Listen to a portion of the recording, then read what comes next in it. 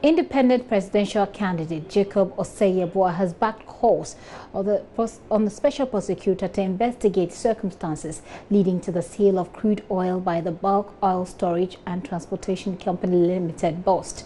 COPEC today addressed a news conference where it served notice of petitioning the special prosecutor Martin Amidu to look into the matter. Well, JoyNews checks a short while ago indicates that those heading to the office of the special prosecutor to hand the petition are on their way as we speak. COPEC has, however, rubbished the justification by BOST for the grant of the $2 discount to oil firm BP Energy. Its executive secretary, Duncan Amoah, maintains BP Energy should not have been given a discount. It was only ownership and value. I'm selling to you. You are not moving the product to anywhere yet. I'm selling it as though you are moving the product out of Tamayo refinery to another destination, for which I need to give you a discount to be able to move the product. The product is still sitting in the tanks of Tamayo refinery as we speak, some of which has been refined or processed here and being sold to all of us. Again, the fourth excuse by BOST. Remember that the world market price of crude quoted on Brent platform is always in reference to Rotterdam. Hence, in the absence of express agreement to the contrary, FOB transaction outside Rotterdam will require a discount to take care of freight and insurance once your quotation is based on Brent. Again, freight and insurance. Where is BP Energy sending Ghana's oil to? For which we need to discount it for them to pay for freight and insurance. The product, like I've indicated, and I repeat, has been domiciled in the tanks of Tamayo refinery, is being refined here. The finished product is being sold to us. If you recall, a week ago, the NPA and Ghana Standards Authority issued a joint statement suggesting that we may have to allow the refinery to be able to sell to us 1,500 ppm specification, although importers are bringing in 50 ppm. That is the product we are talking about, and that is why we do not think the excuses that indeed they needed to discount in order for the buyer to be able to export or ship the product out of Ghana to whatever destination couldn't have been the case, and they knew this very, very well. Duncan Amoah there. He further described the transaction as suspicious, saying Special Prosecutor Martin Amidu should be interested in whether or not someone at BOST has a business interest in BP Energy. I would say that Martin Amidu must be interested in whatever relationship exists between the two entities, the individuals involved, whether they have any special kinds of friendship or any mutually beneficial friendship. We want the special prosecutor to delve into that. Again, you made mention of the ancillary costs. Ancillary costs are a part of the costs of the crude, because once you need to move it from one point to the other, you would have had to pay for all the other charges, the vessel, insurance, what you call Q&Q, throughput, and all of them.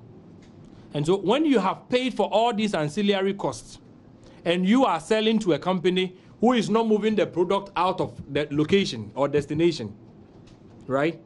And you throw away the ancillary cost, you throw away the market value, you throw away the premium, then there's a question to answer. You have paid for everything to bring the product in tank. At the time to sell, you could not even sell to get the market value of the product. You are not selling to get the premium on the product. You are not selling to recover the ancillary cost. You are selling to make losses. That clearly is something we are sure Mr. Martin Amidu must be interested in. So you think they should not have been given a discount at all? Indeed. If you see, if you read through BOST defenses, that they sold the product FOB, free on board. This product was on which board? Which vessel? And BOST knowing very well it was not going to be able to pump back the product out, right? Because TOR doesn't have that reverse flow mechanism. It knew exactly what it was transacting. But when pushed to the wall, they come back with FOB as a charade, as an excuse. It's free on board when, of course, I'm buying from one vessel, I'm moving from one other point. Product in tank at the oil refinery. It's not even sold for X tank. I'm pumping it out, right? You sell in tank product for FOB. That is where the problem lies. And I have indicated that we will beg the government to strengthen BOST, Because as we speak, there is not a single fuel trader at BOST. Not a single qualified, single experienced fuel trader, yet they have engaged in fuel trading over the past period. If you go and check their books, how much losses they've made from fuel trading alone in 2017, you would marvel. Well, let me ask a very simple question, Duncan.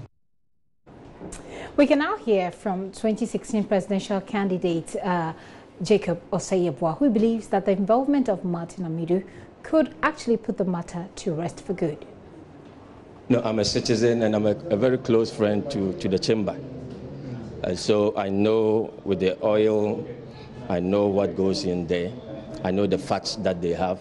And I think that if the government were to listen to the chamber, there are a lot of things that Ghanaians, we can actually derive from that. So far, the facts that you are aware of, what have you seen that you think is substantive enough to merit the involvement of the special prosecutor as they are claiming? No, we just want to unravel why, as at the time that this crude was sold, the world price was soaring high. But then we decided, okay, to sell it at that discount. Just ask yourself, will you do that if the crude were to be yours? Nobody would do this. And so what is the reason? BOST explained last week it had to do with the free on-board approach they used, insurance cost of shipment by the purchaser, for which reason they decided to grant them the discount. I mean, should that not suffice? Do you do business for a loss, or you just want to do business for optimized profitability? Their response is that they could have made a worse loss in that, if I'm to put it that way. That is why they opted for this approach. No, that is why we all need to unravel that.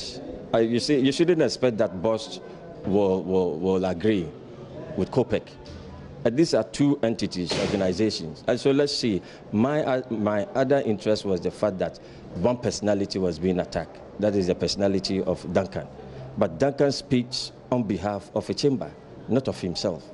And I think that that is something that all of you, especially the media, you need to be interested in, because other than that, you pick out an issue and you become a target and you could be killed. None of us should allow this thing to happen in this country. So you think the involvement of the special prosecutor is the right way to go? Oh, honestly, I actually gave them that idea last week, that they should take it there. It shouldn't just be a media war. We need to unravel that. And once it gets there, the real facts are going to be unraveled. You see, I just don't want to say, in the oil cartel, a lot of things go on, okay? For instance, when the FPSO in Nkrumah came, the flow meter was intentionally turned. So all the oil that went, we couldn't quantify them. Do you know the amount of... So there are a lot of things that these COPEC, they know. And I think that if we all want to protect the public purse, just as the president has said, we should be interested in the allegations. It's not that the facts that COPEC is coming out with as against what BOST is coming out with.